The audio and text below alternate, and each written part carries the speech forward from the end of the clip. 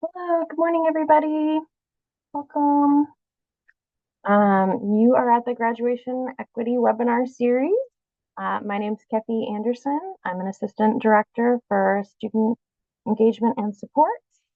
And today we are talking about artificial intelligence hacks for leadership teams. This meeting is being recorded and it should be available in the next couple of days on YouTube. We do have closed captions if you want to take advantage of that. And we'll be sharing our PowerPoint in the chat, but it's also on our webpage. So you can get that as well. This webinar is brought to you through OSPI. And at OSPI, we believe each student needs to be prepared for post-secondary pathways, careers, and civic engagement.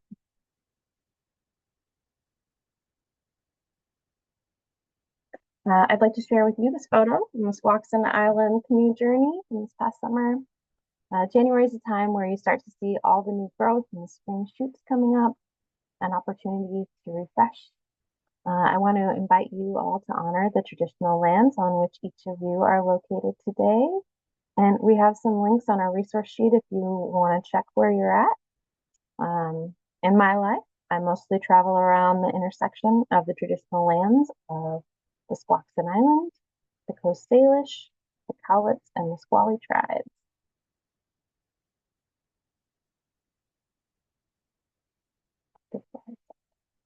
I'd like to acknowledge the Indigenous people who have stewarded this land since time immemorial and who still live here today. I'm grateful to live in such a beautiful place. And I want to encourage you to visit your local tribes and learn more about tribal consultation. Building relationships with tribes benefits your students and their families. And if you'd like to know more about it, we have so many connections with Office of Native Ed, and we would love to connect you.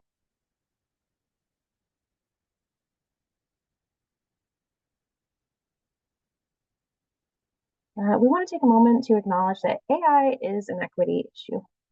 It has tremendous power to provide accommodations that will help students to learn. With the right prompt, you can ask for help and design lessons that account for translation, for IEP accommodations, and personalized learning in formats that match a student's reading level. But it's always a matter of access. We want to make sure that students have access to this awesome technology, and also leaders. Leaders can also save time and energy and get things in the right format to help them be successful as well.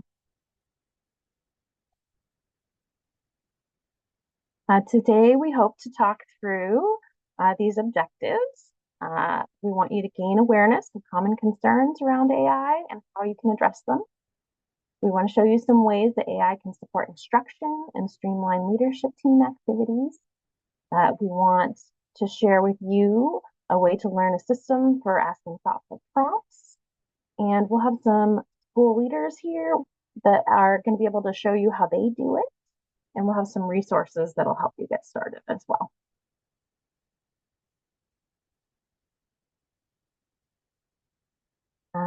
We like to get to know our audience so we can tailor our content to you. So we're going to launch a poll. Let's see here. Who is here? Let's find out. We love to see what grade band y'all are working with, how familiar you are with our topic, and your role. So love to see your role as well.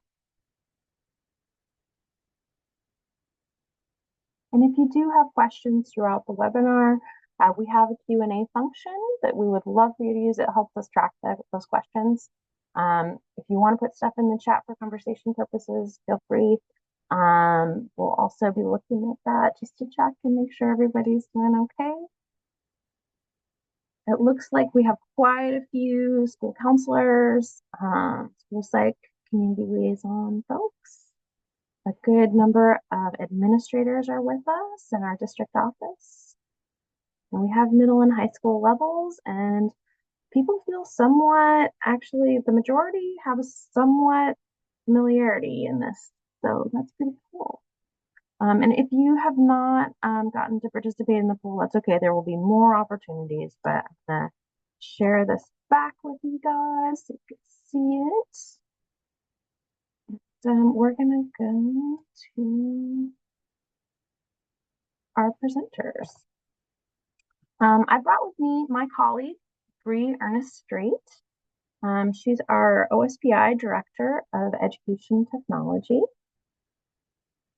She leads efforts to foster inclusive digital learning environments across Washington State and heads an innovative team dedicated to supporting all school districts with a variety of needs, which includes digital equity grants, media literacy and digital citizenship, K-20 educational network support, and cybersecurity strategic support. Welcome, Bree. I'm glad you're here with us. For those of you who don't know, also, Bree is behind the guidance in Washington for AI and has worked tirelessly to bring this to you in a timely way. It is just so impressive to me that other states are grabbing this resource. They're modeling their own state guidance on it. So kudos to Bree. We also have with us Jethro Jones. Jethro is a national award-winning former school principal, a podcaster, and author of the book, How to Be a Transformative Principal in School X. He's also the founder of the BE Podcast Network, the best educational podcast network out there. And Jethro currently consults school leaders on strategies to help them save time, to lead more effectively, and overcome their own weaknesses. We all have them. Jethro has been speaking and teaching about automation and AI in education since 2006. And Jethro has worked as a principal at all K-12 levels, including a prison school, a district coach, and distance learning team lead and English teacher. Always good to see another English teacher out there. So welcome. And we're first going to go to Bree. And Bree, you've got slide control, so feel free to tell us a little bit about what we've found out at OSPI about this. You're muted. Yes, a little bit of technology issues this morning. I think you might have to remake me co-host because I had to exit out. I had a bit of a panic this morning. Thank you for everyone joining us this morning and giving us an opportunity to talk about the really great work that's going on in Washington State and a bit of humble bragging around where we're at with OSPI guidance and resources. I do want to kind of start out with acknowledging the team that came together, a really diverse team of stakeholders that included teachers, students, principals, superintendents, folks at the higher education level, just a really broad group, including Jeff Utek and Tammy Schrader, who helped put this together pretty rapidly. For those who don't know, Washington State was number 5 in the nation to come out with this guidance and resources. And I'm really proud of the resources, the really actionable resources that are available for district leaders, classroom educators. It just has a real wide range of supports out to the districts. And in that work, what we're seeing is that we're the only state so far that's actually had 2 revisions.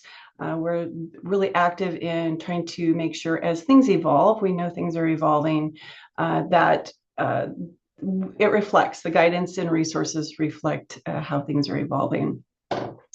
It does provide a foundational, if you haven't had a chance, it is on our website. If you haven't had a chance to take a look at it, there are 3 different kind of areas the guidance and resources are separated into. And I will go into that a little bit so that you have a chance to kind of just get your eyes on it if you haven't had a chance to go and look. What I wanted to point out for leaders in the audience is that there's also an AI integration leadership checklist and a 1-pager, and we'll be providing those resources as well. So before we kind of launch into what we know so far, as far as what's going on in the state, I'd like to hear from the audience here to talk about, adaption versus adoption, and we'll get into that a little bit. But where's your district at with AI policy adaption and adoption, and where are you at with classroom AI policy adaption and adoption? So quick poll just to kind of see where we're at as a state, and just center the conversation for today.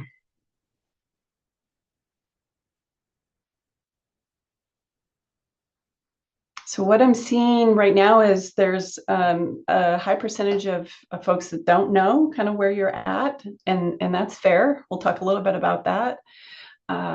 Next percentage is some, and things are kind of moving around.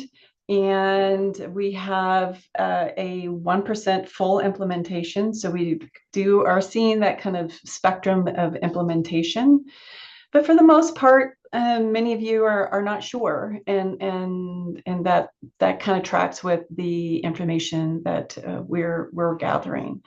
So if we look down at the classroom, also same percentages roughly that don't know where we're at with the classroom, and about 25% are saying some at the classroom. Thank you for participating in that. I'm going to share those. There we go. And go ahead and end that. Let's go to what we know in Washington State.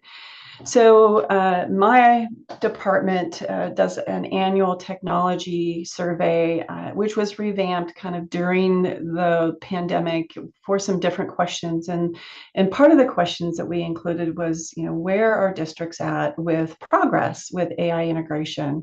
And so what you're finding is very similar to the responses and what I'm hearing from you as participants is 1.6 out of 5 when we look at district leadership. So we're in the emerging kind of adoption, implementation of use of AI, and same with the policy and procedure implementation as well as the classroom level. So the information that you shared is very similar statewide. And so let's talk a little bit about that.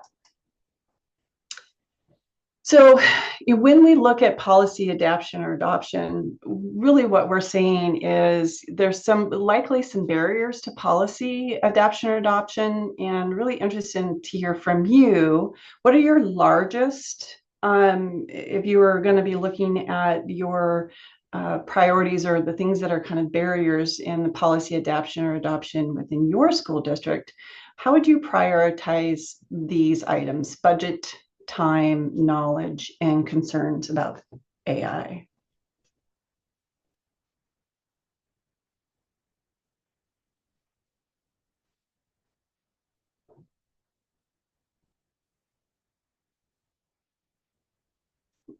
And things are moving around quite a bit, so I'm just pausing here for a bit. It appears that right now the largest barrier is knowledge or training. The second one, it seems like things are probably pretty even with concerns about AI kind of topping the list, but also knowledge or training is also at the top of mind there. Number 3 is the time, just having the time needed to go through the policies, have the conversations with your key stakeholders. And number 4 is time. Time is always a consideration. So again, if we go back through, number 1, largest barrier that folks are experiencing in school districts for policy adaptation or adoption is knowledge or training. And when we look at your number 2 concern, very closely neck and neck are knowledge or training and concerns about AI. And number 3 is time. And number 4 is budget. Thank you.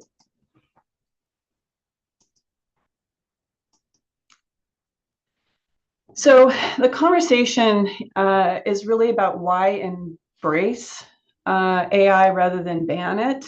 And I want to talk about this is based on a really great article that Jeff Utek and John Mishra published in the WASDA newsletter publication.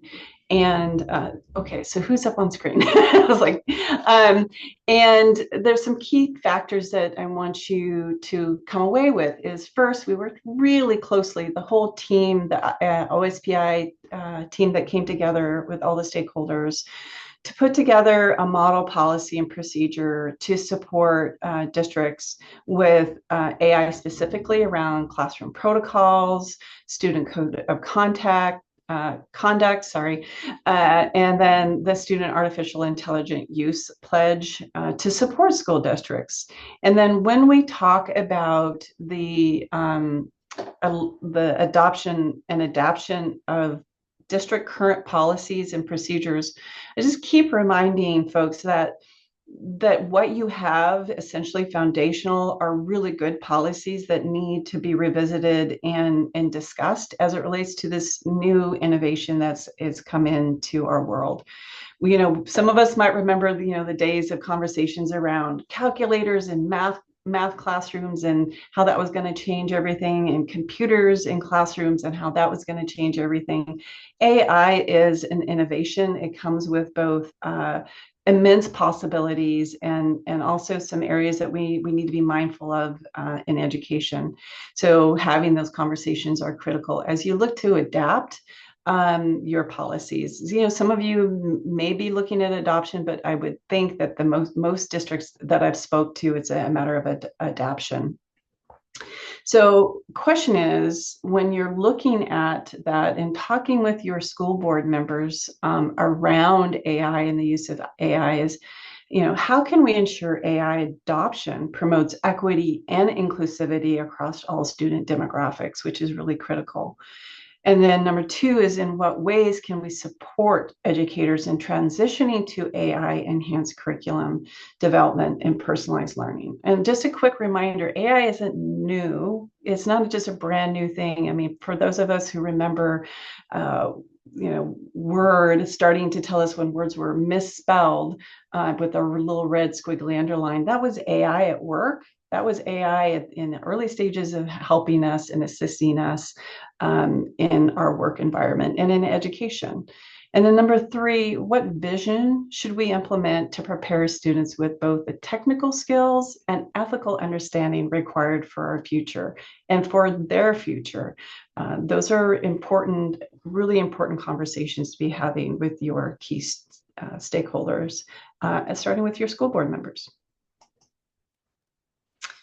So this matrix also comes from why embrace rather than ban artificial intelligence, and it is linked and is going to be included in your resources, or has been. And so policy adaptation versus adoption. Your district policies are already fundamentally sound, as I'd mentioned before. The key thing here is around transparency and enlist your stakeholders in the process. This is new for so many people, and the conversations are important. And being transparent at every level, all the way down the classroom, is critical. And number three, adapt to incorporate considerations and your district's vision. This matrix will help talk about what the school board members' role is, having a conversation about the impact of AI and the future of education, some challenges and ethical considerations as you're working through this matrix, and looking to the future, when we're talking about preparing students, looking to the future. And then the call to action, what do you need to do in order to move this forward in your district and in classrooms at all levels of education. Wanted to share the WASDA model policy. These are the ones that I'd mentioned previously. So if you need to go out and look at them, most districts are members of WASDA and have access to the model policies. So this is a quick cheat sheet to help you go out and find those to get your process started in your district. So when we talk about AI, we are aware of the responsibility that we have, and we're aware of how AI impacts students and the concerns that our teachers have, parents have, even students. So education community engagement is critical. Again, having conversations and being transparent at all levels. Looking to the WASDA model policy adaptation and adoption to support the work you're doing. And then some reminders around AI tools, free versus paid. There's an old adage, which is either you're paying for the product or you are the product. So being really aware of what tools that are being used and mindful of free versus paid.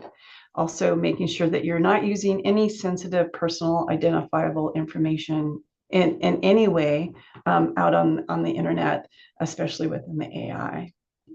As for those of you who have read the OSPI's guidance, you'll know that we're very much centered on human-centered approach. HAIH is that acronym that we have to, as a reminder of how critical our educators are in the classroom and how critical everyone at each level is in the use of AI.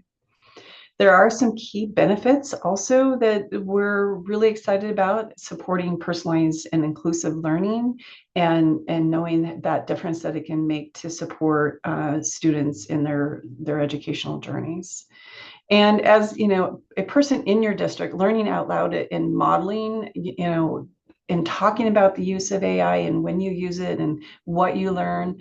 Exploration time is critical for you and for others. And there are a number of tools that are out there. And right now, OSPI is actually piloting Copilot with Microsoft. So we're doing the same, modeling some of the behaviors and learning out loud around the use of AI. As mentioned, we do have a number of resources. This is one of those resources mentioned for the classroom around 5-step scaffolding and it's a scale. AI is not a panacea. It's not necessarily something that is used at every moment of learning for a student. And so being transparent and when you want students to use it and when they should not be using it, and providing really clear and transparent supports for students. And this is, level 1, no AI assistance. Level 2, AI assisted brainstorming, which I do quite a bit. Level 3, AI supported drafting. Level 4, AI collaborative creation. And then level 5, AI as co-creator. Always remembering that, excuse me, your human interaction is critical to that process. And many of you mentioned the need for support with professional learning and training. There is an opportunity coming up, the AI Summit West Side, which was originally going to be offered last October, and there was some issues, but is coming up in February 3rd through the 5th, and there is registration still open. And then there are AI learning modules available. I have links. I have a screen capture here of the AESD's website. Washington State OSPI partnered with NCCE, AESD, Association of Educational Service Districts, and Microsoft to put together these modules that are available for all educators. It starts with understanding AI and the foundational pieces all the way up through kind of integrating it and hands-on. So I encourage you to take a look at that, as well as going out to PD Enroller and just searching AI, and you're going to find a number of opportunities that there are some that are paid because there's staff support pieces involved, but there are also a number that are free. And especially if you don't put down specific ESD, because if they're online, that means that they're available statewide. And I encourage you to take a look at that. Free. Thank you. Yes, your work to make Washington a leader nationally is just so cool. And I'm really glad that we get to feature it today, and to share these awesome resources and just the opportunities to get that training that it looks like from our polls people really want to get. Excellent. Um, Thank you. yeah, And have anybody feel free if you have questions or need follow up, please reach out. Happy to provide support. Yeah, well, let's go to Jethro. Jethro's going to talk to us a little bit about his work around time savers for teens. All right. Well, thank you for having me. I'm excited to be here and so impressed with the work that Bree and her team and all of everybody in the state has done around AI guidance. I've used that as I've been speaking across the country about these things, and proud to be from Washington where that is happening. So, thank you for that introduction. I think an important piece that I want to focus on is the human aspect of artificial intelligence. That uh, artificial intelligence is a tool, and if we take out the people, then we're really missing an opportunity for powerful things to happen. And I'll share a story here at the end about that a little bit more deeply. I just a little bit more about myself. I have been a nerd for a long time, and I've been a school leader and a teacher for a long time. And I got into this stuff way back in 2006 when I realized how much of a pain it was for me to grade my students' work as an English teacher. I went home from school the first year and I just had so much reading and writing to do. And then I noticed that my kids looked at their grade that they got and then just threw their papers in the trash because they just didn't care. And that was my first introduction into there's got to be a better way to do these things. And that's where I started. And so I started developing tools and strategies and software to help me with things. And the very first thing that I did in this arena, and I'm going all the way back to decades ago because it's important to recognize that a lot of these tools have been around already. And the first thing that I did was I took all my lesson plans and I wrote them in a way that kids could use them to do their schoolwork if they were absent. And then I created a website for my school and I put all of my assignments on there. And then I made a literal physical stamp so I could stamp a student's paper when they came around and said, I'm going to be gone. And I'd say, here's your homework and here's everything you need to learn while you're gone. And what I learned by doing this is that if I took care of all that busy work, all that stuff that took a lot of time, then I could spend more time working with individual students, which is the whole reason that I went into education. And and so for me, I'll say this again and again, it is about the people and the connection that we are creating.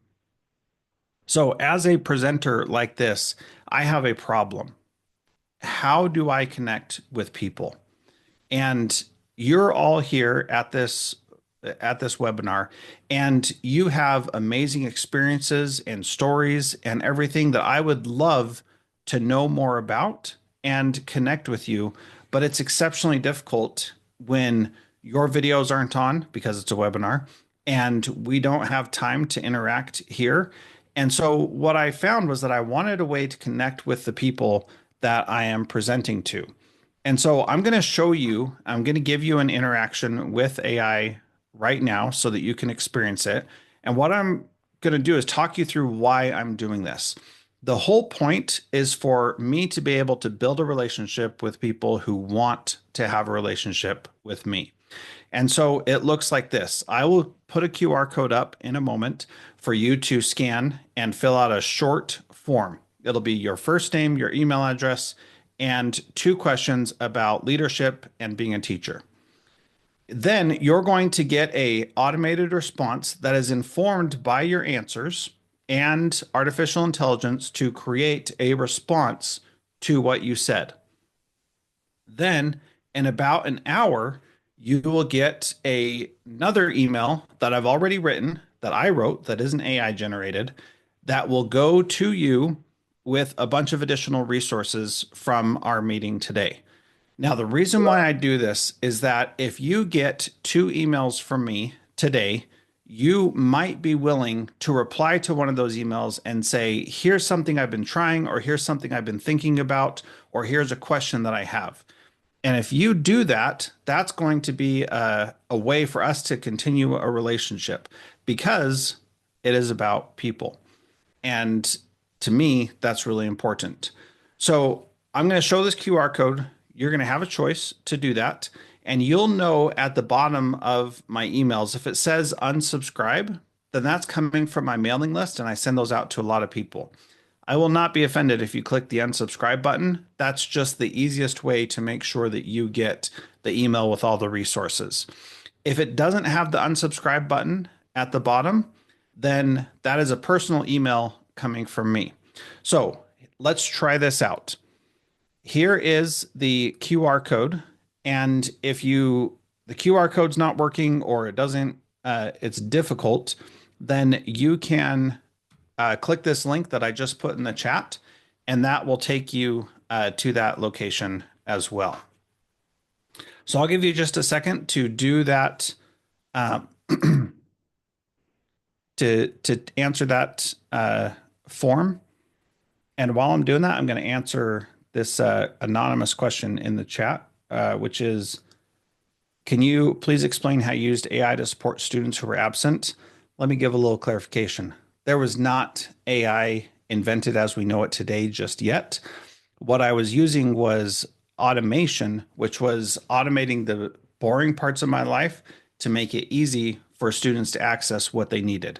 So I gave them a stamp and said, here's my website. And then every day I had the lesson, the worksheets, recordings, anything they needed to make up the work for that day. Thank you for that question. All right. I hope that everybody has had a chance to fill out this form.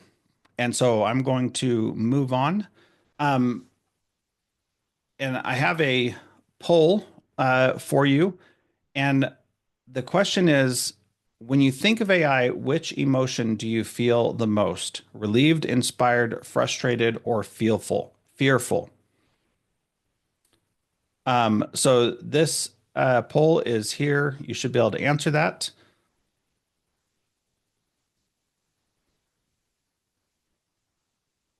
There we go. Now some answers are coming in. You know, when you click it, you get sometimes nervous that people aren't going to respond. All right. So looks like most people are feeling inspired and or fearful.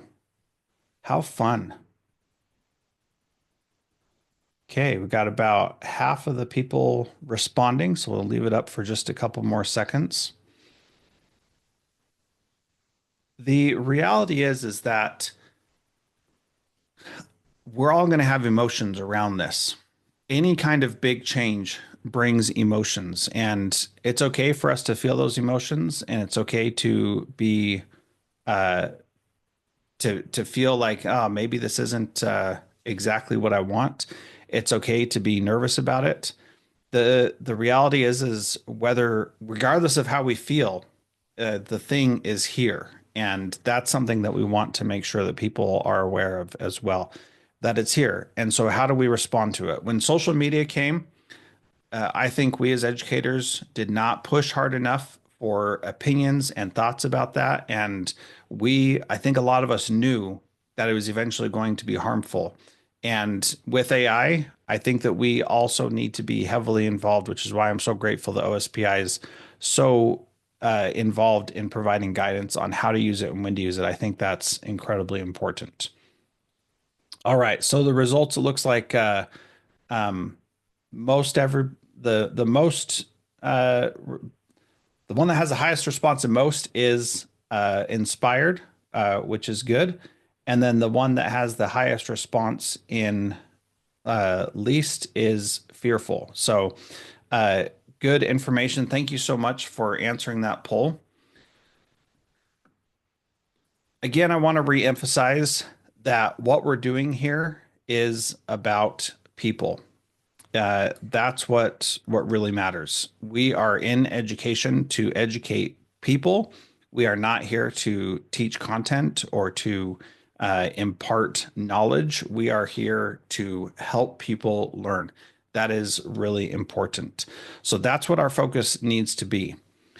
So a lot of you said that you were somewhat aware of what AI is and what it isn't. And so I'm going to just talk a little bit about what AI is and what it isn't so that we understand and have a base understanding of where we're at with it. AI is really good at putting together puzzles. It is GPT is a transformer, and what that means is that it just transforms the next appropriate word. So all AI is doing in anything that it's creating right now is it is just guessing the next best word for that thing that it's creating. If it's creating video or music or images, it is creating the next best note, the next best pixel, the next best frame for that particular piece of other kind of art. The reason why this is important is that intelligence is a misnomer. It's not actually intelligent, and it doesn't actually know who you are, what you're doing, or what really matters in your life and your work. However, it does have a lot of data. And because it has a lot of data, it can look like it is smart. So there are a few things in the world that are really easy to replicate and repeat. Things like contracts, things like terms and conditions, things like school assignments, which is why it's so easy for AI to make us think that kids are actually writing that stuff because it knows how to write an academic paper and at all different levels because there's so much information that it's been trained on. And that is where the real difference is.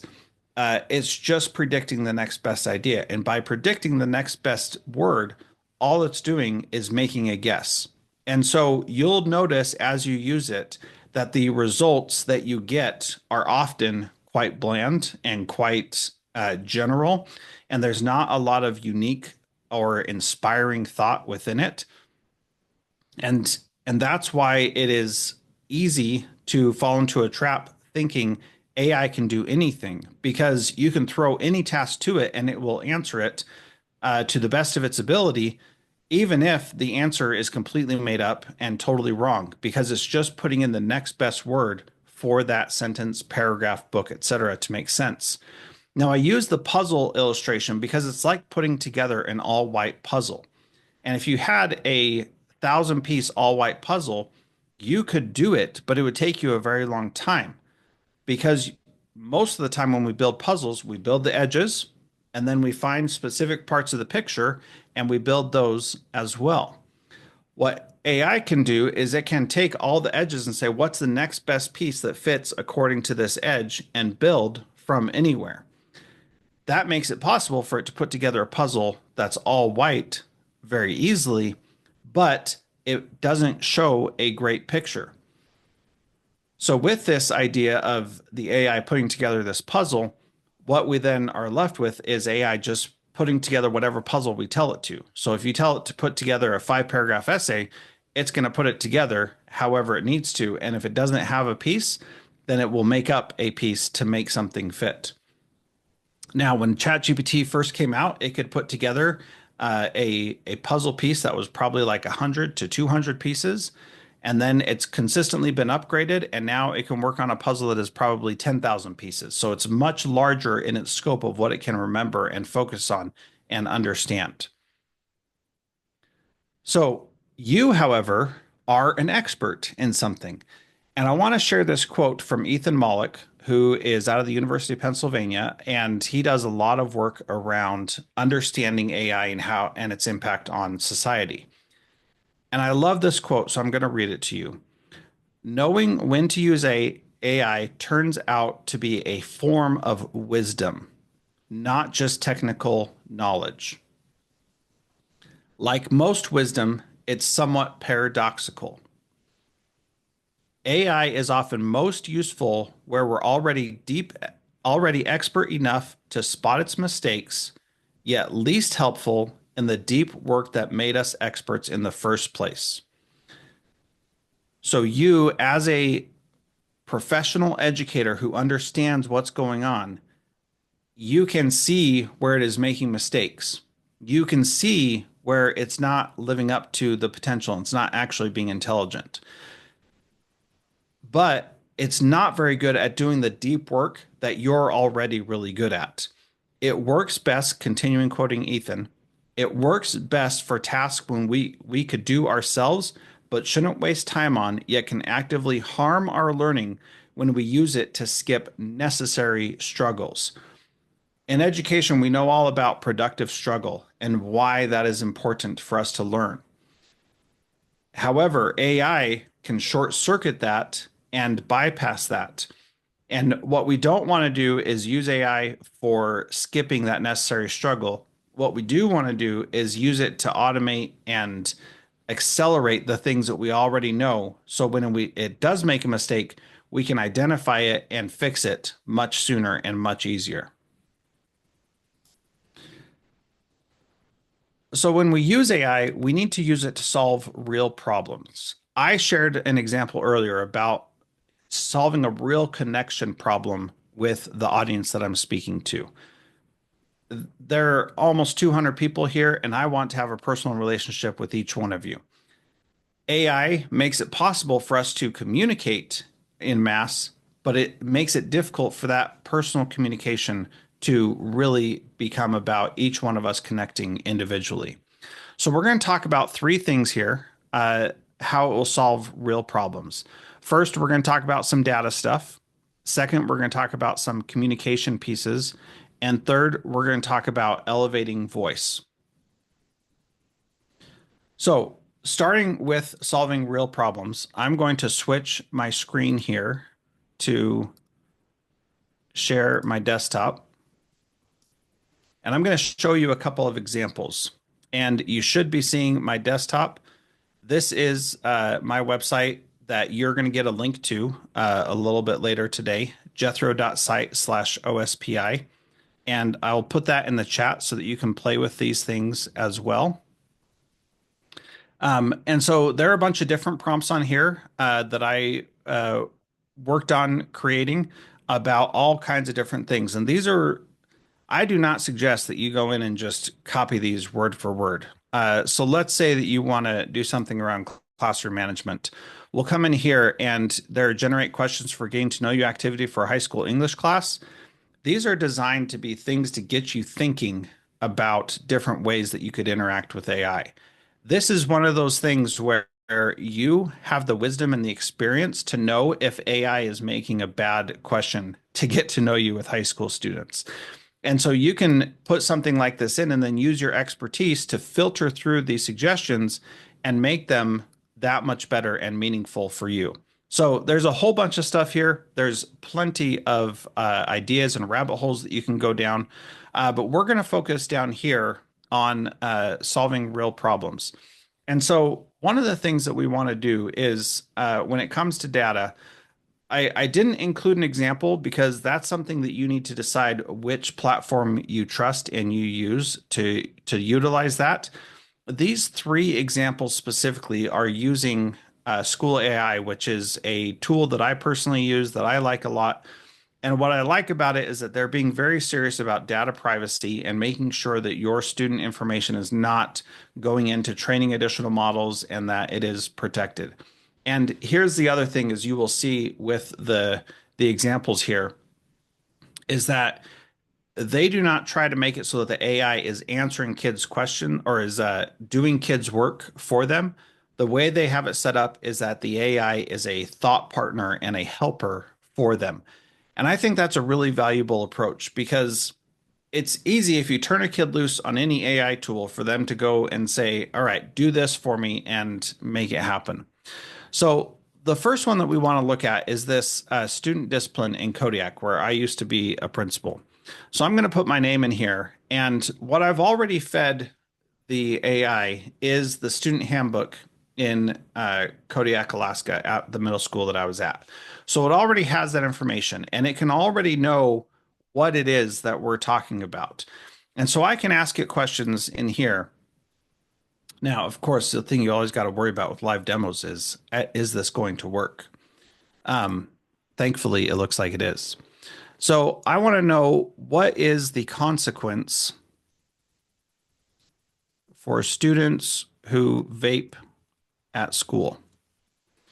And it's going to ask the handbook what the consequences are, and it's going to go through that process and look at what they're doing. And it's going to say, all right, here's the information. Uh, Vaping is prohibited. If a student is caught vaping, they may face disciplinary actions, etc.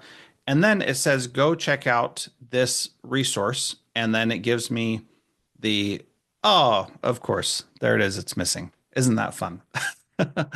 So it can give a link saying, here's the information to go get more information. And so let's ask a question here about, what about truancy? How do I help a student who is truant? Now, you'll notice I asked two different questions here. Number one, what are the rules about truancy and what are the consequences? And number two, how do I help a student? These are two different questions that I'm really asking. One is a, what does the rule say? And the second is more about your expertise. So the AI is not going to be able to give an answer about the expertise because it doesn't know the best ways, but it does have ideas.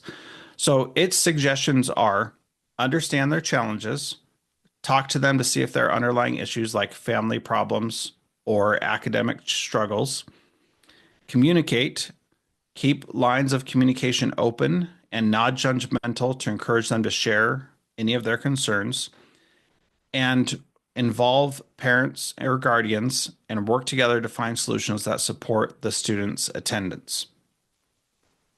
Now, the reason we're starting with this one is that you can take something that you have, and one of the districts that I worked with put their negotiated contract into that so that they could provide answers to teachers who had questions about the negotiated contract and what was allowed, what wasn't allowed. And that's where AI can be quite beneficial in retrieving specific information and making it work for them. So let's look at another one. Let's say that you want to brainstorm a partner for a real problem that you're facing. So you can come here, and this one again is a very similar interface where you come in and you respond to questions, and it asks you more questions, and then you ask it questions, and back and forth. What I like about this kind of approach is that it puts students and teachers in a safe AI environment that is not the Wild West like many of them that are out there, and it provides a little bit of guardrails. This tool is specifically also designed to make sure that it doesn't answer the questions for them. So, for example, this one was one that I created to streamline processes in Alaska school districts, business school or business side of the district. So let's do, where do I find a curriculum for SEL for my district? So I can ask this question, and then it says, here's an answer, and it will provide the answer. Now, again, this thing does not know everything, and so it can't always answer every question perfectly, but what it can do is it can give some resources. So Panorama Education, Second Step, and Castle, excuse me, those are all tools that exist and that can be helpful. Now, if I'm already using one of these, then that's great. If I'm not, then it might not have that information. So what about Character Strong, which I know is one that a lot of districts use. And so it takes a moment to think, and it will give an answer. And here it has some Character Strong information, which are structured weekly lessons on empathy, kindness, and responsibility with additional resources and community engagement. So you can come in and ask it any kind of problem. And what's cool about this specific tool is that as you use it, you can create your own issues and questions that you want it to look at yourself. So the second one piece that I want to look at here is around communication. So I shared on here a link to a chat that oh, it's trying to open it in the actual app. Just a second. There we go. Okay. It opened it where I wanted. Now, this is a whole long chat, and I saved this chat so that you could view it yourself and see what it's all about. And what I did is I said, write an email to parents and community in Leavenworth, Washington, announcing that Alpine Lakes Elementary is a U.S. News and World Report best elementary school. Now, there's more information in there, and I'm not going to read the whole thing, but I'm asking it to write an email for me. And so now when I come down, I can see the email, and I'm going to let you go look at this later on in your own time. But this does a couple things. Number one, the AI is saying, here's an email that you can write. As a professional, you should go in and edit this email and write it better and more unique to you. So it says that we're thrilled to announce this. This is great. Why does this matter? And what does it demonstrate? And let's celebrate. Okay. Now, what I did next, and this is where I think it becomes really powerful, is I gave it a bunch of data in the original prompt that listed the ranking of the school. And I asked it, identify what concerns a parent or community member would have about this announcement from the data provided and provide rebuttals to defend the school. And so the AI came up with the hot takes that people who are critical of the school district would use against the school. And I think that this is a good example because no matter what we do in schools, there's always going to be a critic somewhere. And that critic is going to say, well, you didn't do this right, or I don't like how this happened. And this is one of the ways where AI can be really beneficial in helping you think outside of yourself and think about what issues people could have.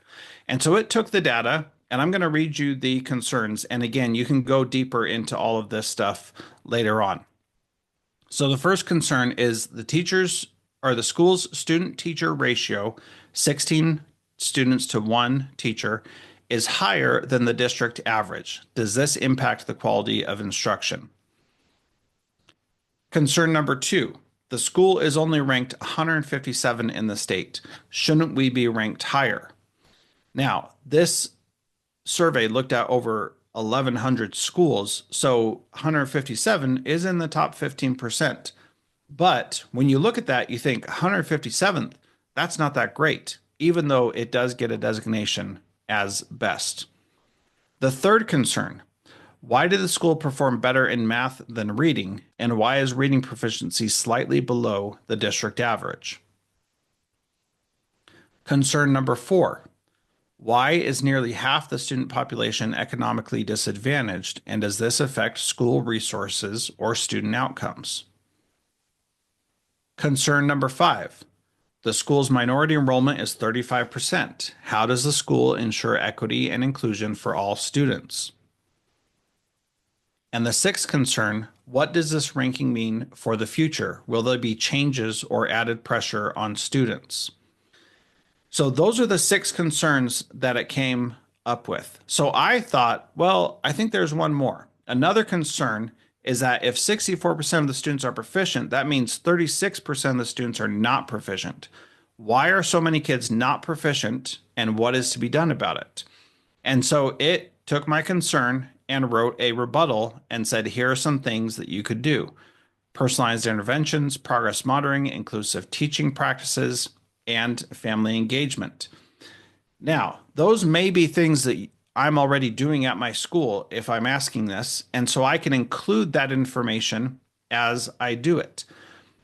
But furthermore, I added another question here saying with each concern and rebuttal, include a way for the parent to be involved and include a way for a community member to be involved in the solution so that when people are complaining, then we can respond with this. Now, why does this matter for the leadership teams that we're here talking about?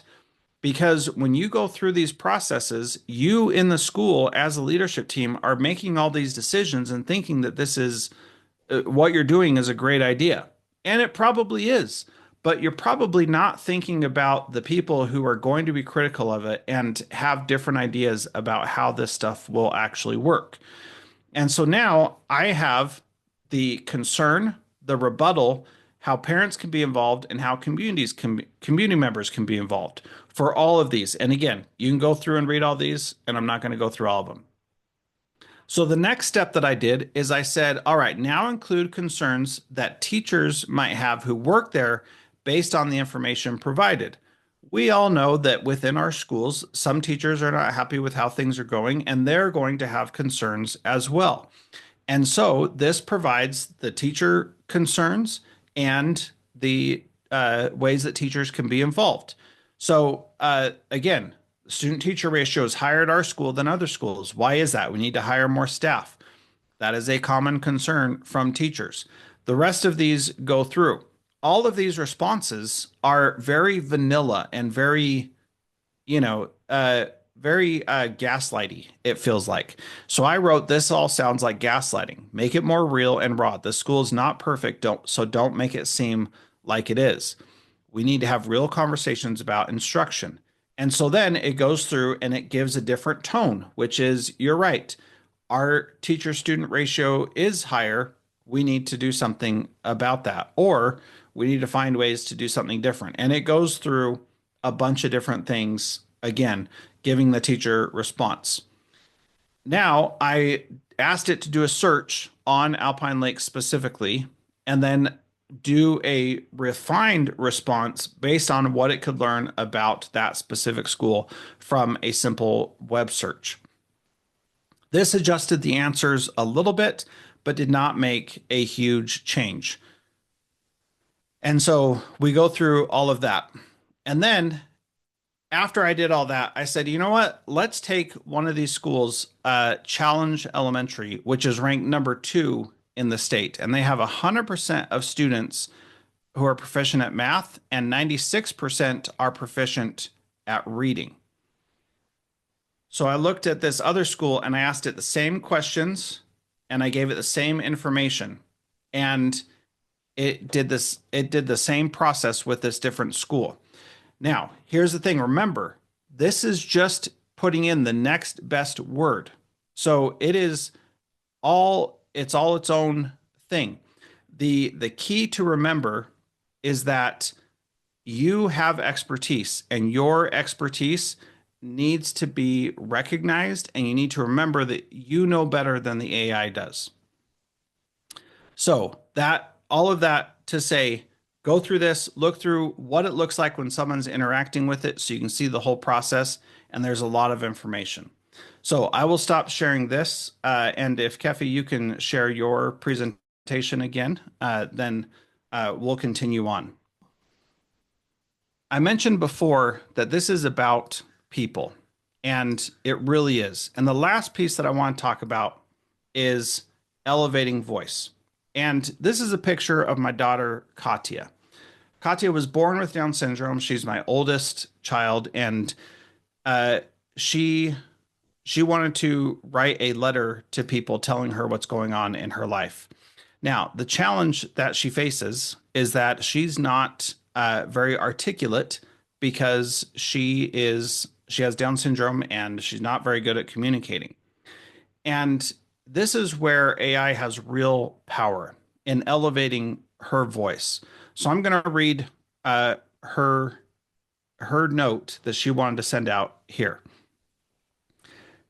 May 1, I turn 18. Fun run. My family and friends, they go to my fun run. They love me. Donate a money for the Shriners Hospital, $3,000. Graduation. I am really graduation at Ferris High School. Singles ward, my calling greeter.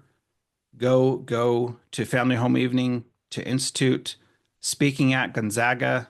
I was a guest speaker at Gonzaga University talking about my experience in school. Thanks, Mrs. Jacobson, for inviting me. It was so fun. Next time I want a limo. I want to go there. Everyone cheer my name, Katya, Katya. Then T, which I think should be C, my fans. They love me so much. Now, Katya has a real personality, a lot of real amazing things that she has to offer, but it's difficult for her to communicate in the way that most of us communicate. So I fed this letter into ChatGPT and it produced this response here. Oops, skipped too far. Oh, looks like that slide accidentally got skipped. So it produced a good response, which I will just put in the chat. And what I think is really amazing about this is uh, I can't go back to the days before when, there it is. Thank you, Kefi. I can't go back to when my daughter did not have a voice. I can't go back to when she couldn't communicate with us what was really in her heart. So with ChatGPT, she was able to communicate who she really was and be able to have a voice that she couldn't have done on her own. That's the kind of thing that I want us to remember, that we can open doors for people that didn't have doors open for them before. We can inspire them and help them in ways that we couldn't before. So thank you, everyone. I appreciate your time. And thank you, Kefi, for having me here today. Thanks, Jethro. Let's give Jethro a big round of applause and use our reaction buttons. Excellent presentation and just great ideas for how to use AI to check yourself and coach yourself, but also to do that preemptive thinking around what are my critics going to say and how can I communicate even more effectively. Yeah, what a awesome use of the technology. If you have questions for Jethro, we can put them in the Q&A, but it doesn't look like we have any right now. It looks like all our Q&A questions have been answered, so I think we're going to go on to our panel just in the interest of time. Today we have with us Jeff Utek, who's an educational consultant and podcaster. He's supporting schools and preparing students for their future, not the past. So he's helped to co-facilitate the AI focus group that's created the OSPI AI guidance working with Bree. Welcome to you, Jeff. And we also have with us Erin McKelkey, who is a history teacher and AI integration consultant in Casper, Wyoming. Erin teaches 11th grade history and advises educators and business leaders on how to intentionally integrate AI to their classrooms and their companies. He has some great strategies that you might consider using too. Welcome, Erin. So let's get our conversation started with just talking a little bit about your roles in your various spaces. Jeff, you worked with OSPI on the AI guidance. Can you tell us a little bit about that work and what you've learned in Washington? Yeah, thanks for having me here today. Thanks to Jethro and for Bree for sharing some incredible information here to get us started. And excited to be here with Erin as we're going to kind of go back and forth and talk about where this goes from here. So I think it's incredible. You know, it's only been a year since that guidance came out.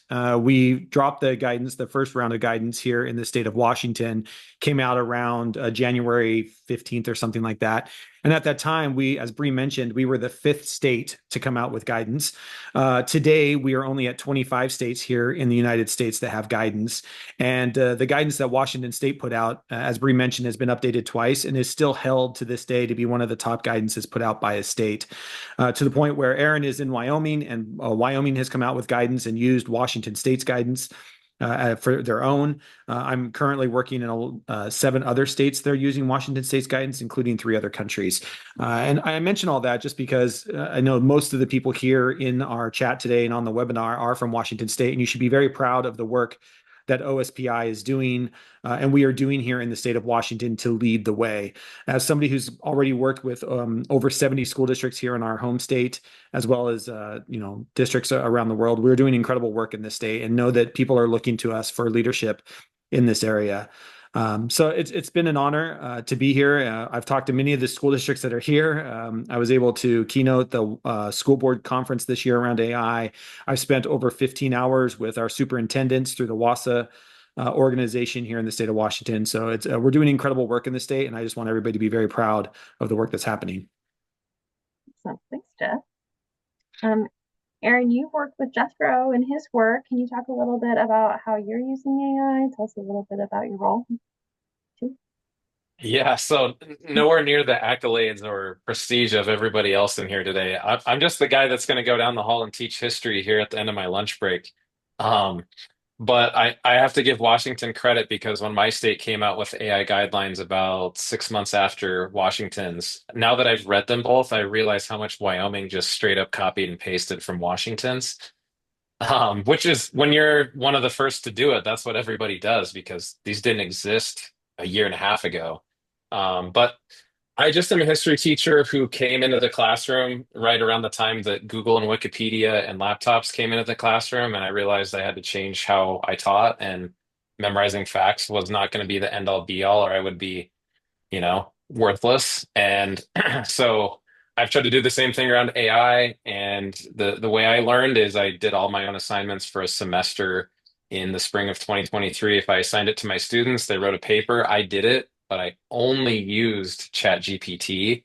If my students got a quiz from me, I would sit down in class and take the quiz with ChatGPT in the other window just to see how to use it and how good it was. And I realized at the end, it's going to change teaching and learning. I don't know how, but I need to be part of that conversation. So hopefully some of my experiences can help people in the webinar today.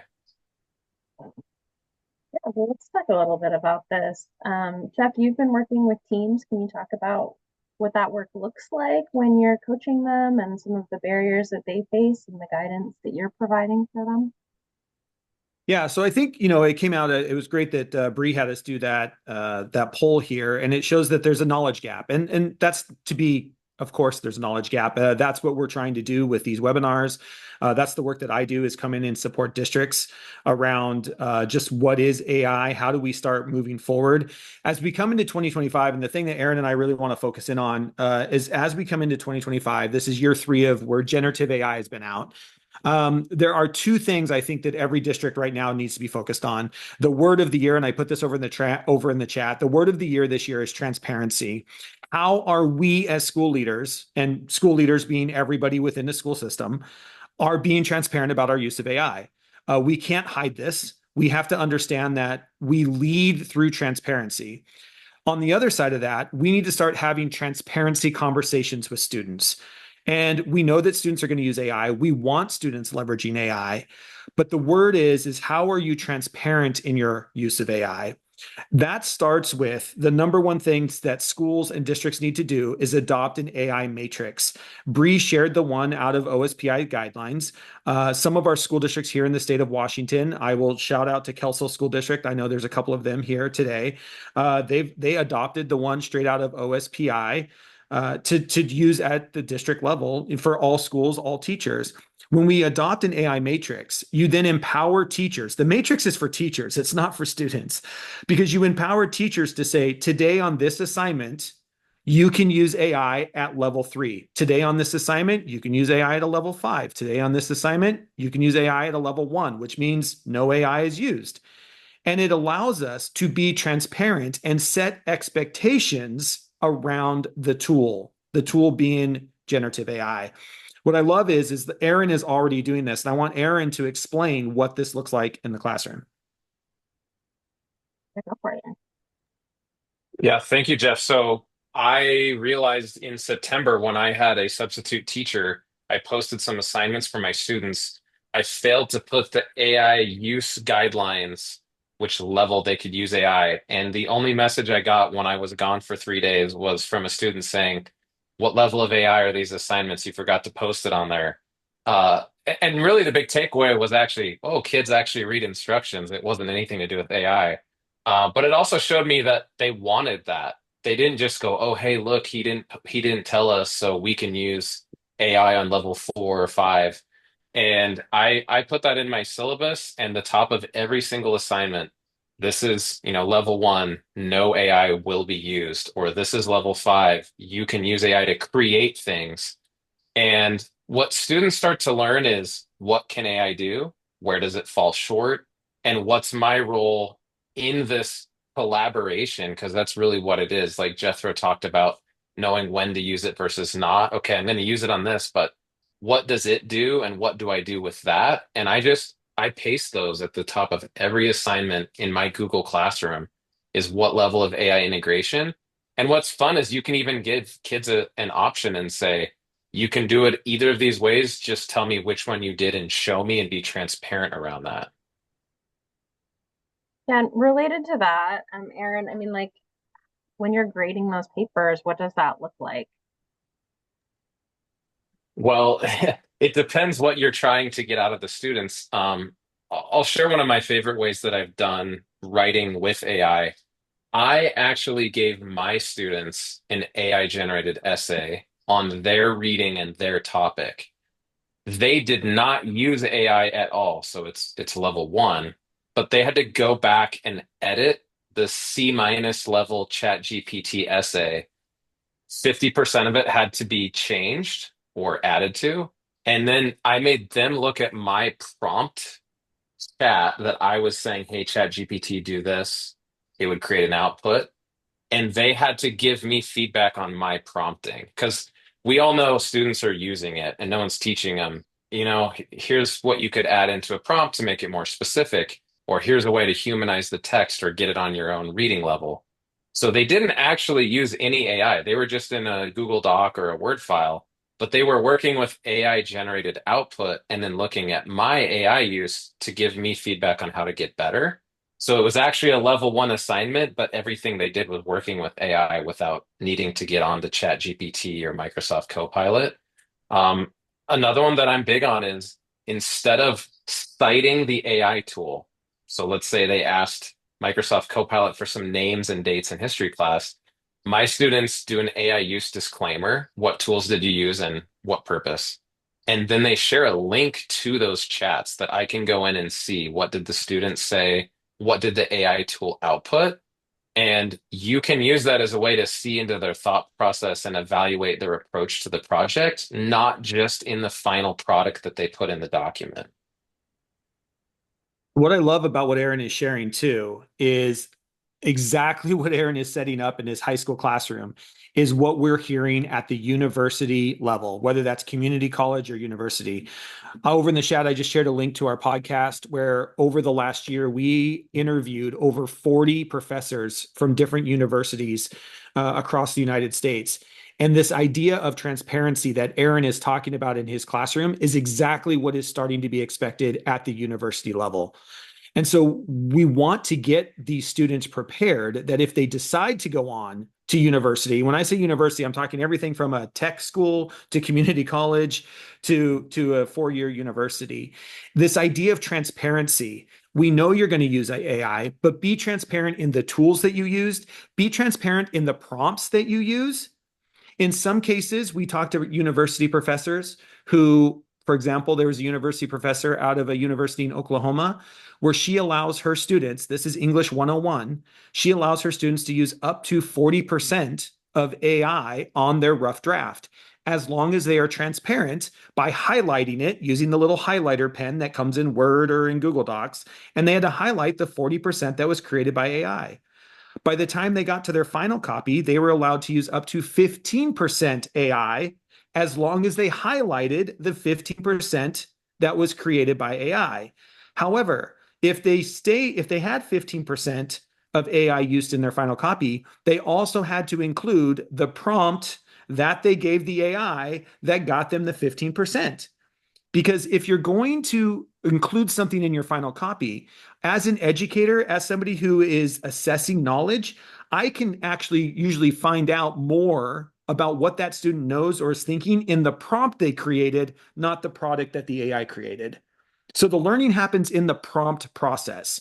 And that is what Aaron is doing here, right? Is if we can gather prompts, you can assess knowledge and understanding and have great conversations with students around not only the prompt that you used, but how do you create an even better prompt, which is the skill of the future, right? Being able to prompt these things, just like we all learned back when we were in 10th grade, how to Google things. We now need to learn how to prompt these different tools. And I would add maybe my two best changes in the classroom this year have been putting the AI integration level explicitly on every assignment. But also, when a student turned in a great project, didn't we keep that in the cabinet and use it as an exemplar for next year and say, look at this poster, look at this paper? I have some smarter friends than me, and they said you should start curating prompts and grading them, not for the student, for future students, and say, would you like to see an A plus prompt on this topic? Here's a link in a spreadsheet. Do you want to see an F? And then a fun practice you can do is keep those from past students and say, here's two side by side. You grade me on these prompts and tell me how to make them better, and let students see if they can tell the difference. So there's all sorts of creative ways to use what Jeff is talking about. And so one of the things that I've heard from my teacher friends out there is that they're concerned that a student is going to cheat or I don't know, use AI in a way that isn't as ethical. And so I feel like that's a great way to get around it is having them cite it. And I mean, I've seen that in some of the novels I've read. They'll say, I used AI for, big picture plotting, and then I wrote the book, right? But I wonder about like, are there impacts for, I mean, when teachers look at it for AI detectors, I know Jethro talked a little bit about um, just how we should get away from worrying about AI detectors and things like that. Do you guys have opinions about that? Well, I'll get on my soapbox first, and then I'll let Aaron do it because this is a big soapbox for me. And poor Bree's heard this so many times; she's probably just like, "Oh boy, don't put Jeff on this topic." AI detectors are probably the worst thing we can do to students. We were the first guidance here in the state of Washington that came out in our guidance and highly recommended that teachers not use AI detectors. Still to this day, they are not good. They are very they are very unethical, specifically against the research has shown specifically against students who are non-native English writers or readers, specifically against students who might have neurodiverse students with dyslexia. They're not good, and we don't need them. That's the second part. We don't need them. Every teacher can know whether or not a student has used AI. And if you have an AI matrix, you have set the expectation. You can now have conversations with students. You don't need these things. And we're still to this day saying, please do not use these. They're more harm than they are good. And we just need to stay away from them. On the other side of this, we also have to understand that, I'm doing a lot of work with schools, but I'm doing a lot of work in industries as well. And whenever I'm doing work in industry right now, you need to understand that if kids, right, because our job is not just to prepare kids for college, but it's also to prepare kids for careers. I do not have an industry that is coming to me right now and saying, oh, we would like you if you use AI to tell us if you're using AI. Do you know what employers want? They want you to get your work done. And they don't ask you, oh, did you use AI to get your work done? Did you get your work done? And if you got your work done, you get it done the best way possible. You talked about it's coming out in books. We have authors now who are winning awards using AI to support them in the writing of literature. Folks, this is the way of the future. There's no stopping it. And what we need to understand is for public education specifically, this might be the only place. You talk about equitability. This is the only place that we can guarantee that every student has a chance to learn this skill. That is why this is important. This is not a technology issue. This is an equity issue, which is why next week I'm headed up into the Arctic Circle in Alaska to make sure kids in the Arctic Circle know how to use AI because they're going to need it just as well as every kid here in the state of Washington. That's where this comes into. This is why we need to stop blocking it. We got to get on the other side of the conversation.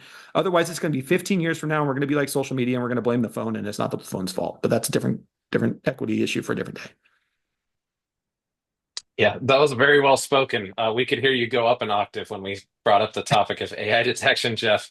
Here's the one I add for teachers. If you're going to use that as the only point to determine someone was plagiarizing or doing academic dishonesty, I have yet to meet a teacher, myself included, who lives in this world, who can take the AI report from that app you're using and explain it to the parent. Like, what does that mean? How do you know? Well, it just says it is.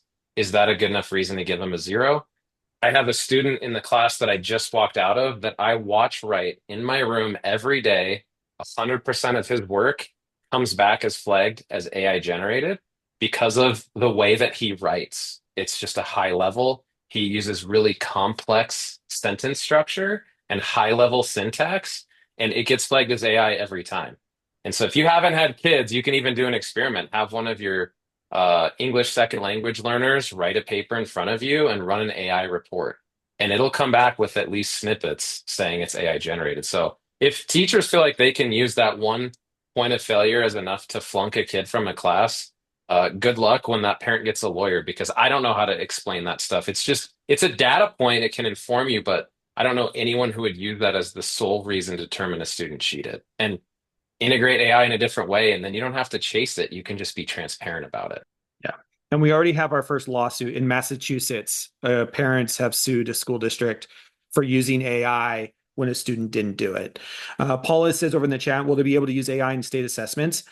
I don't know. I have no insight into that, but it wouldn't surprise me. You know, there was a time and place, and Bree brought this up. There was a time and a place where we didn't allow kids to use a calculator on state assessments.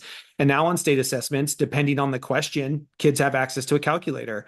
I could see a very near future where not on every question, but on some questions, you might be able to engage an AI thought partner to support you in doing this work. I know the AP is looking into this. I know the IB is looking into this. So it wouldn't surprise me if that's coming. Of course, it's going to be a little bit, you know, it's not going to be here tomorrow. But I think it is the way that we are seeing writing transform. And it will be part of the process, I believe, at some point in the future. And I haven't seen any states use it on assessments, but there are tons of educators who are using it right now in a classroom to prepare their students for the assessment. I was just working with an educator in Massachusetts who's doing writing sprints where students are practicing for the writing portion of their state assessments.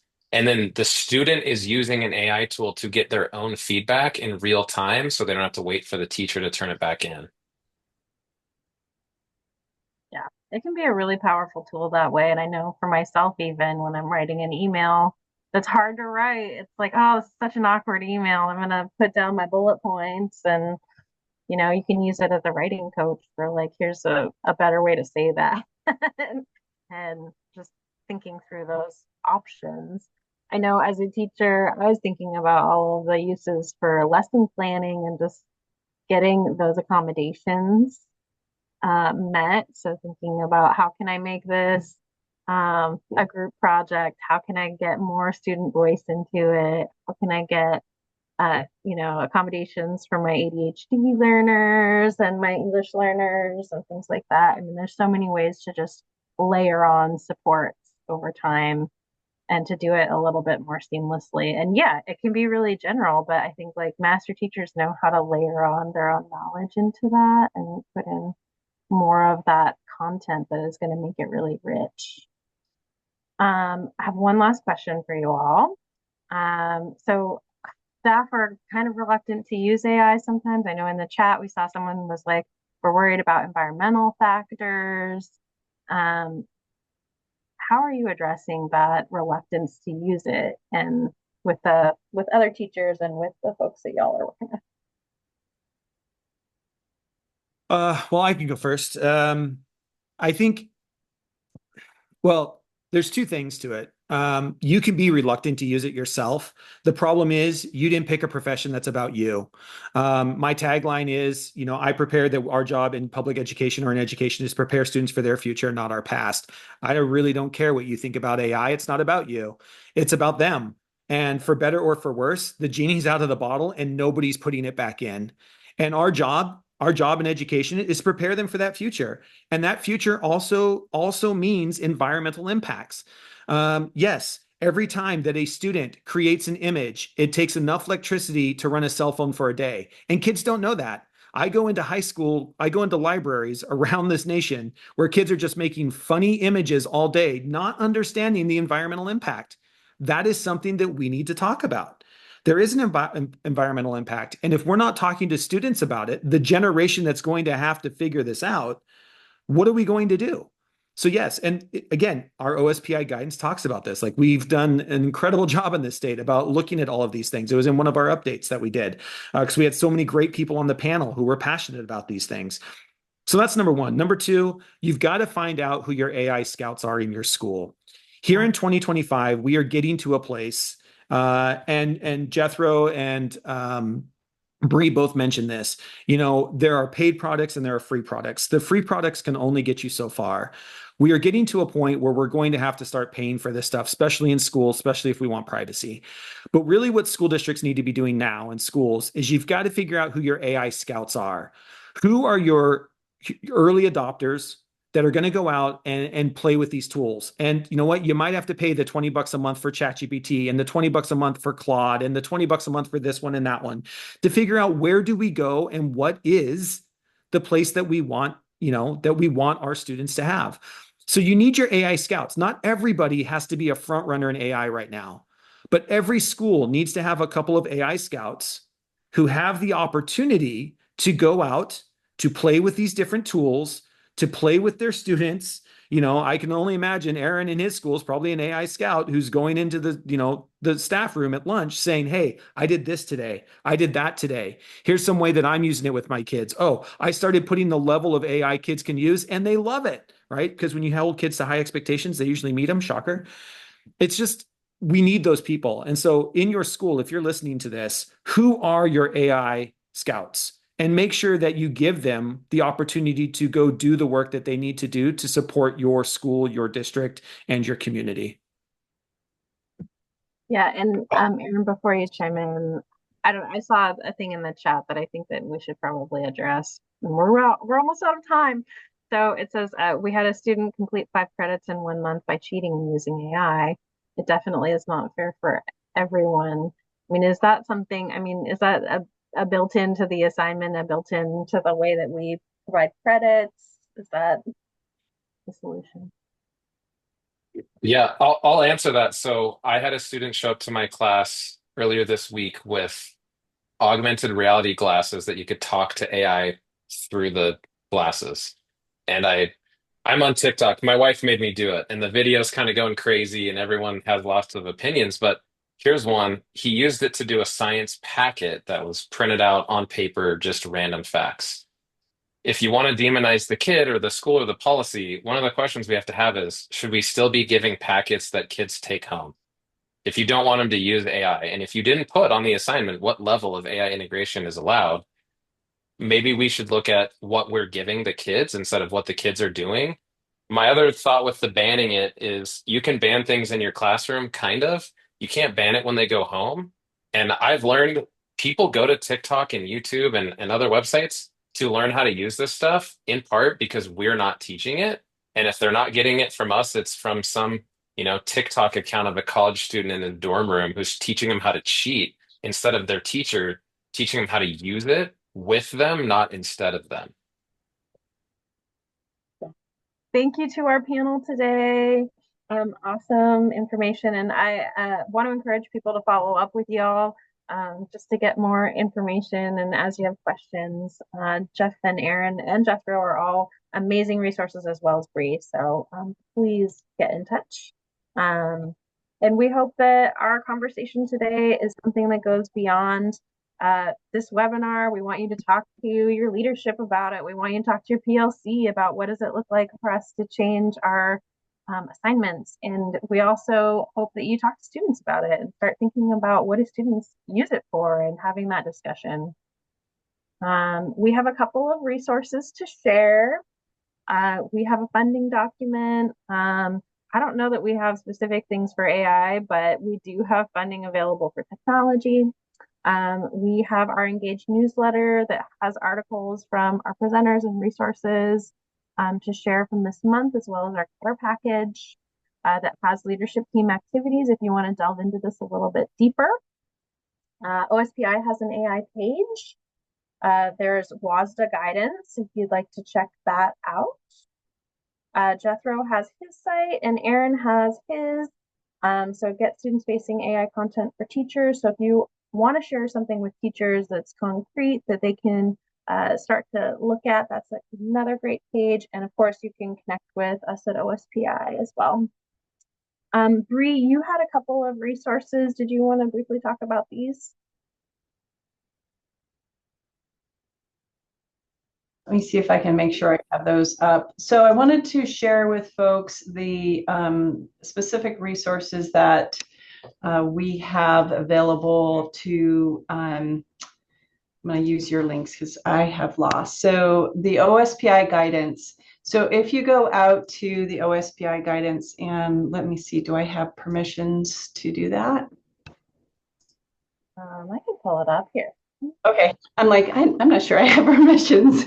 There we go, perfect. So I had mentioned the AI Innovation Summit. And so there is more information available on OSPI's AI website. And in addition, if you scroll down, there you go, perfect. You'll see that I mentioned there were three, basically, we had taken our guidance and our resources and tried to make them like easily accessible for the end user. So that first link, Building AI Foundations, is really, as it says, foundations of conversations and things to consider, and really a starting place for districts in the conversation. The second one is Implementing AI, a practical guide for the classroom. It provides the resources as well as that framework that I showed in the presentation. So take a look at that. And then the ethical considerations for AI, framework for responsible use. And that really does speak to that transparency and the conversations and those shifts that need to take place from the classroom all the way up into the district office around ethical considerations and how we use AI in our educational journeys. And then also just real quickly to the right on that page, you'll notice a number of resources as well. So please take a look at those resources. There's some quick downloads as well as some AI stories. So as you are having conversations in your districts, you should find some resources there to help support those conversations. And the team has come up with those resources. So we've looked through them and really done a good job of having really good quality resources there. And then I also mentioned the Why Embrace Rather Than Ban Artificial Intelligence, the article. So we've provided a link there. And again, as you're having conversations with others in your school districts, take a look at the article. It walks you through, parts of the conversation. Back to Jeff, it is out of the box.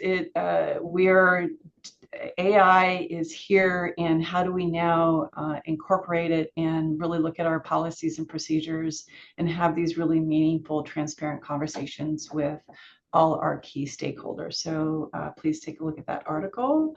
And then Teach AI tracking document. So if you look at this, this is all of nationally, all of the different resources, state AI guidance across and internationally. It's been updated pretty recently, but it also includes an AI literacy document, spreadsheet. And so you'll find a number of resources there as well to help you kind of in your training and learning journey. So I wanted to share those. Awesome. Thanks, Bree. Those look amazing. Next month, we are going to have culturally responsive practices and policies that help students engage. And we're partnering with our Office of Native Ed to talk about that. So you'll want to check that out and recommend it to your colleagues as well. We do have an evaluation, which I can launch here. Thank you for sticking around. We use our evaluations to change our webinars, and our webinar has changed a lot over the years. So we appreciate your thoughts. And a survey, our feedback survey will launch after the webinar to let you know, well, if you want to use longer form answers than our poll allows. So tell us which presenters you want, what topics you want, and we will look at them and use those to plan this next year. We would love for you to get clock hours also for joining us. If you're joining live, you've already registered for the year through Zoom. Thank you. You'll also need to register for clock hours monthly for PD Enroller. PD Enroller is going to send an evaluation to your email, and then we'll verify your attendance, release your hours. And if you're watching this video later, the process will change just a little bit. You fill out our graduation equity feedback survey on our website, and that just signals to us that you watched the video. And then we verify your attendance and we register you in PD Enroller after the fact. And if you have questions about this, Ronnie Larson does our clock hours support. Her email's on this page. Feel free to get in contact with her. Thank you, everybody, for joining us today. I hope you learned something new, and we will see you next month.